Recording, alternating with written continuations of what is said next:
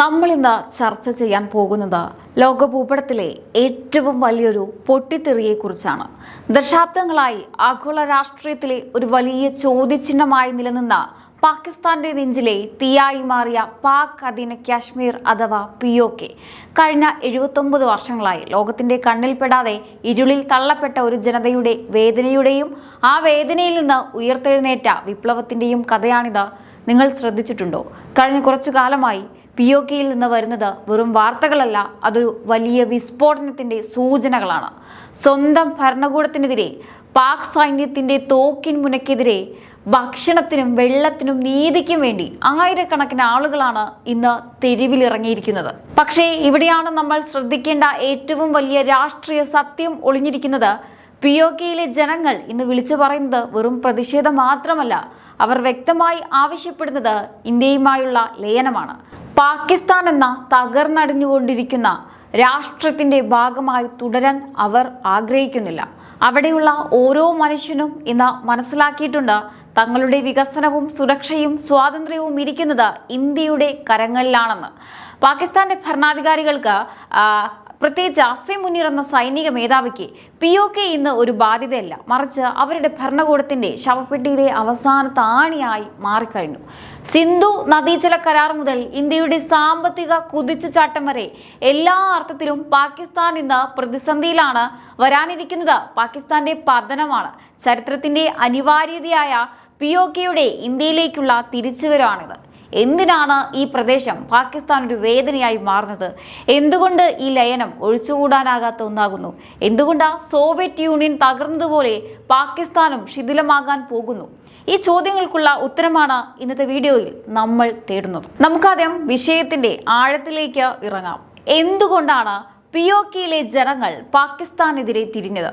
കഴിഞ്ഞ 7 പതിറ്റാണ്ടിലേറെയായി പാകിസ്ഥാൻ അവിടെ നടത്തിക്കൊണ്ടിരിക്കുന്നത് ഒരുതരം കൊളോണിയൽ ഭരണമാണ്. അവിടെയുള്ള പ്രകൃതി വിഭവങ്ങൾ പാകിസ്ഥാൻ കൊള്ളയടിക്കുന്നു. എന്നാൽ പകരം അവിടെ തിരികെ നൽകുന്നത് വെറും അടിച്ചമർത്തലുകൾ മാത്രമാണ്. ഇന്ന് ഫീൽഡ് മാർഷൽ അസിം മുനീറിന്റെ സൈന്യം POKയിൽ അഴിച്ചുവിടുന്നത് അതിക്രൂരമായ നടപടികളാണ്. സ്വന്തം മണ്ണിൽ അവകാശങ്ങൾ ചോദിച്ചതിന് നിരപരാധികളായ യുവാക്കളെ അറസ്റ്റ് ചെയ്യുന്നു, പൗരാവകാശങ്ങൾ ഹനിക്കുന്നു. ഏറ്റവും ദയനീയം എന്താണെന്ന് വെച്ചാൽ, സാധാരണക്കാർക്ക് ലഭിക്കേണ്ട ഭക്ഷണവും മരുന്നും പോലും സൈന്യം തടഞ്ഞു വെക്കുന്നു. പാകിസ്ഥാൻ സൈന്യം POKയെ ഒരു ജയിലായി മാറ്റുകയാണ്. അസിം മുനീർ മറന്നുപോയ ഒരു കാര്യമുണ്ട്. തോക്കുകൊണ്ട് ജനങ്ങളുടെ ശബ്ദത്തെ കുറച്ചുനാൾ വേണമെങ്കിൽ അടിച്ചമർത്താം, പക്ഷേ ആ ശബ്ദം ഒരിക്കൽ അഗ്നിപർവ്വതം പോലെ പൊട്ടിത്തെറിക്കും. ഇന്ന് POKയിൽ നമ്മൾ കാണുന്നത് ആ അഗ്നിപർവ്വതമാണ്. ഇനി ഇന്ത്യയിലേക്ക് നോക്കൂ. ഇന്ന് ലോകം മുഴുവൻ ഇന്ത്യയുടെ വളർച്ചയെ അത്ഭുതത്തോടെയാണ് നോക്കുന്നത്. ശക്തമായ സാമ്പത്തിക അടിത്തറ, ആഗോളതലത്തിൽ വർദ്ധിച്ചു വരുന്ന നയതന്ത്ര സ്വാധീനം, ഏറ്റവും പ്രധാനമായി കരുത്തുറ്റ നേതൃത്വം. POKയിലെ ജനങ്ങൾക്ക് ഇന്ത്യയോട് വലിയ മതിപ്പാണ്. ഇന്ത്യയിൽ അവർ കാണുന്നത് അവരുടെ ഭാവി, അവരുടെ കുട്ടികളുടെ വിദ്യാഭ്യാസം, മികച്ച ആരോഗ്യരംഗം എന്നിവയാണ്. സിന്ധു നദീജല കരാർ ഇന്ത്യ പുനഃപരിശോധിച്ചതും കർശനമായ നടപടികൾ സ്വീകരിച്ചതും പാകിസ്ഥാനെ വല്ലാതെ വിറളി പിടിപ്പിച്ചിട്ടുണ്ട്. ഇന്ത്യ POKയെ തങ്ങളുടെ അവിഭാജ്യ ഘടകമായി പ്രഖ്യാപിക്കുമ്പോൾ അവിടെയുള്ള ജനങ്ങൾ അതിനെ സ്വാഗതം ചെയ്യുമെന്നുറപ്പാണ്. പാകിസ്ഥാൻ ഭീകരതയെ വളർത്തുമ്പോൾ ഇന്ത്യ വികസനത്തിന്റെ പാതയിലാണ്.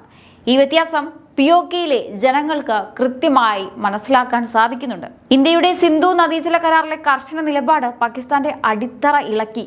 വൈദ്യുതിക്കും ജലസേചനത്തിനും പോലും പാകിസ്ഥാൻ ഇന്ന് ബുദ്ധിമുട്ടുകയാണ്. തങ്ങൾക്ക് സ്വന്തം രാജ്യത്തെ ഭരിക്കാൻ കഴിയാത്ത അവസ്ഥയിലാണ് ഇപ്പോൾ പാകിസ്ഥാൻ സർക്കാർ. ഇത്തരം സാഹചര്യത്തിൽ അന്താരാഷ്ട്ര വേദികളിൽ പോലും ഇന്ത്യയുടെ നയതന്ത്ര വിജയം പാകിസ്ഥാൻ നേരിടുന്ന വലിയൊരു തിരിച്ചടിയാണ്. പാകിസ്ഥാൻ ഇന്ന് ലോകത്തിന്റെ മുന്നിൽ ഒരു പരാജയപ്പെട്ട രാഷ്ട്രമായി മാറിക്കൊണ്ടിരിക്കുകയാണ്. POK പാകിസ്ഥാന് ഒരു വേദനയാണ്. 79 വർഷമായി പ്രതിഷേധങ്ങൾ നടക്കുന്നു. പാകിസ്ഥാൻ പാക് അധീന കാശ്മീരിൽ നടത്തിവരുന്ന നിരന്തരമായ അടിച്ചമർത്തലുകളും അതിക്രമങ്ങളും പാകിസ്ഥാനോടുള്ള വർദ്ധിച്ചു വരുന്ന വിദ്വേഷത്തിന് ആക്കം കൂട്ടുന്നുവെന്നാണ് JS സോദി പറയുന്നത്. സിന്ധു നദീജല കരാർ അടുത്തിടെ ഇന്ത്യ നിർത്തിവെച്ചതും POKയിൽ പ്രതിഷേധം ശക്തമാകുന്നതും പാകിസ്ഥാന്റെ ഇതിനകം തന്നെ പ്രശ്നത്തിലായിരിക്കുന്ന പ്രശ്നങ്ങൾ കൂടുതൽ വഷളാക്കാൻ സാധ്യതയുണ്ട്. കഴിഞ്ഞ 79 വർഷമായി പാകിസ്ഥാൻ ഈ പ്രതിഷേധങ്ങൾ നടക്കുന്നുണ്ടെന്നും അദ്ദേഹം ഓർമ്മപ്പെടുത്തി. പാകിസ്ഥാന് ബലപ്രയോഗത്തിലൂടെ POKയെ കൂട്ടിച്ചേർക്കാൻ കഴിയില്ല. വിദഗ്ധർ പാക് സർക്കാരും സൈന്യവും POKയെ ബലപ്രയോഗത്തിലൂടെ കൂട്ടിച്ചേർക്കാൻ കഴിയില്ലെന്ന് മനസ്സിലാക്കി. POKയിലെ ജനങ്ങൾ ഇന്ത്യയുമായി ലയിക്കാൻ ആഗ്രഹിക്കുകയാണ്. അവർ ഇത് പലതവണ പറഞ്ഞിട്ടുണ്ട്. POKയെ ബലപ്രയോഗത്തിലൂടെ കൂട്ടിച്ചേർക്കാൻ ശ്രമിക്കുന്നത് പാകിസ്ഥാനെതിരായ നിലവിലെ പ്രതിഷേധങ്ങളെക്കാൾ വലിയൊരു പ്രശ്നത്തിന് തുടക്കമിടുമെന്ന് പ്രതിരോധ വിശകലന വിദഗ്ധർ പറഞ്ഞിട്ടുണ്ട്. പാകിസ്ഥാൻ സർക്കാർ POKയിലെ ജനങ്ങളെ രണ്ടാം തരം പൗരന്മാരായി കണക്കാക്കുന്നുവെന്നും അദ്ദേഹം ഓർമ്മപ്പെടുത്തി. അവിടെ ഭക്ഷണമോ ശുദ്ധമായ കുടിവെള്ളമോ ഇല്ല. ആശുപത്രികൾ, സ്കൂളുകൾ തുടങ്ങിയ അടിസ്ഥാന സൗകര്യങ്ങളുടെ അവസ്ഥയും മോശമാണ്. ഇനി മുൻ സോവിയറ്റ് യൂണിയന്റെ മാതൃകയിൽ POK പാകിസ്ഥാനിൽ നിന്ന് വേർപിരിയും. 1991 ഡിസംബർ 25 മുൻ സോവിയറ്റ് യൂണിയനിൽ നിന്ന് നിരവധി രാജ്യങ്ങൾ വേർപിരിഞ്ഞതുപോലെ പാകിസ്ഥാൻ POK ഉപേക്ഷിക്കേണ്ടി വരുമെന്ന് പ്രതിരോധ വിശകലന വിദഗ്ധൻ JS സോദി പറയുന്നു. ആ ദിവസം മുൻ Soviet union president Mikhail Gorbachev രാജിവെച്ചു. മുൻ സോവിയറ്റ് യൂണിയൻ 15 രാജ്യങ്ങളിലായി ശിഥിലമായി. POK പാകിസ്ഥാനിൽ നിന്ന് വേർപിരിഞ്ഞ് ഇന്ത്യയിൽ ചേരും. ഇത് കാലത്തിന്റെ കാര്യമാണ്. ഈ മാറ്റങ്ങൾ യാദൃശികമല്ല സുഹൃത്തുക്കളെ. ഇതിന് പിന്നിൽ ഇന്ത്യയുടെ കരുത്തുറ്റ നേതൃത്വത്തിന്റെ വ്യക്തമായ ഒരു മാസ്റ്റർ പ്ലാൻ തന്നെയുണ്ട്. പ്രധാനമന്ത്രി നരേന്ദ്രമോദിയുടെ നേതൃത്വത്തിൽ ഇന്ത്യ എന്ന ആഗോളതലത്തിൽ ഒരു ഗെയിം ചേഞ്ചറായി മാറിയിരിക്കുകയാണ്. ഇന്ത്യയുടെ സുരക്ഷാ കാര്യങ്ങളിൽ ഒരു വിട്ടുവീഴ്ചയ്ക്കും തയ്യാറല്ലാത്ത നിലപാട് മോദി സർക്കാർ സ്വീകരിക്കുന്നുണ്ട്. ഇവിടെ നമ്മൾ ഓർക്കേണ്ടത് ആഭ്യന്തരമന്ത്രി അമിത്ഷായുടെ നിശ്ചയദാർഢ്യത്തെയാണ്. കാശ്മീർ ഇന്ത്യയുടെ അവിഭാജ്യ ഘടകമാണ്, അതിനായി ജീവൻ നൽകാനും തയ്യാറാണെന്ന് അദ്ദേഹം പറഞ്ഞ ശബ്ദം ഇന്നും POKയിലെ ജനങ്ങൾക്ക് വലിയൊരു ആത്മവിശ്വാസമാണ് നൽകുന്നത്. ആർട്ടിക്കിൾ 370 റദ്ദാക്കിയപ്പോൾ ഉണ്ടായ ധീരമായ തീരുമാനങ്ങൾ ഇന്ത്യയുടെ കാശ്മീർ നയത്തിലെ വലിയൊരു മാറ്റമായിരുന്നു. ഇനിയാണ് ഏറ്റവും പ്രധാനപ്പെട്ട കാര്യം. ഇന്ത്യയുടെ ചാണക്യൻ എന്ന് വിശേഷിപ്പിക്കപ്പെടുന്ന ദേശീയ സുരക്ഷാ ഉപദേഷ്ടാവ് അജിത് ഡോവലിന്റെ തന്ത്രങ്ങൾ, പാകിസ്ഥാന്റെ ഭീകരവാദ തന്ത്രങ്ങളെ എങ്ങനെ ഫലപ്രദമായി നേരിടണം എന്നതിനെക്കുറിച്ച് അദ്ദേഹത്തിന് കൃത്യമായ അറിവുണ്ട്. പാകിസ്ഥാന്റെ ഒളിഞ്ഞും തെളിഞ്ഞുമുള്ള ഭീഷണികളെ അജിത് ഡോവലിന്റെ നേതൃത്വത്തിൽ ഇന്ത്യ വളരെ പക്വതയോടെയാണ് കൈകാര്യം ചെയ്യുന്നത്.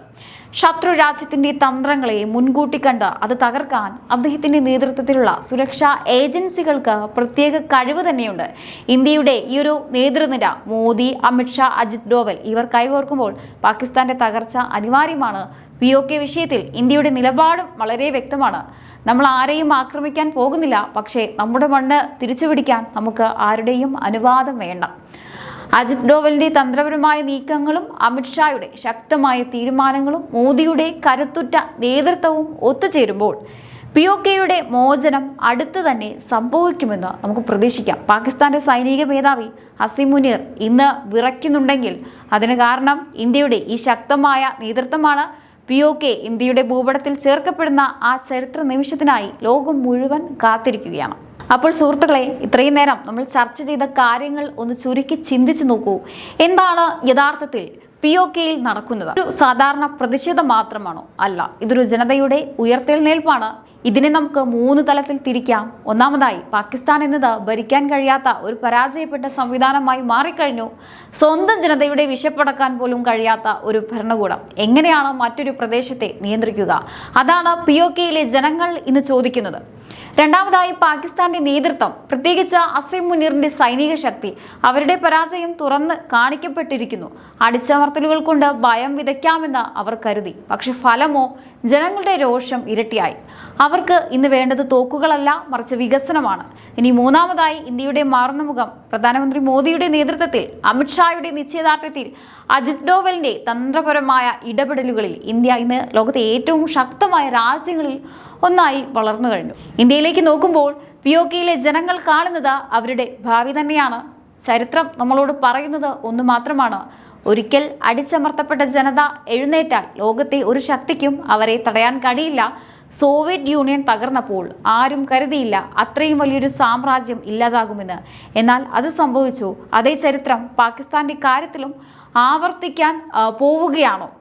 എന്തായാലും ഒരു കാര്യം കൂടി ഓർക്കുക, POK ഇന്ത്യയുടെ ഭാഗമാകുക എന്നത് ഏതെങ്കിലും രാഷ്ട്രീയ നേട്ടത്തിന് വേണ്ടിയുള്ള മുദ്രാവാക്യമല്ല, മറിച്ച് അവിടുത്തെ മനുഷ്യർ അനുഭവിക്കുന്ന നരകയാതനകൾക്ക് അന്ത്യം കുറിക്കാൻ, ആ മണ്ണിൽ വീണ്ടും സമാധാനം കൊണ്ടുവരാൻ അത് അത്യന്താപേക്ഷിതമാണ്. എന്തായാലും വരും ദിവസങ്ങളിൽ POK വലിയൊരു ചർച്ചകൾക്ക് തന്നെ വഴിമാറും. അപ്പോൾ ഈ ഒരു വിഷയത്തിൽ നിങ്ങൾക്ക് എന്താണ് തോന്നുന്നത്?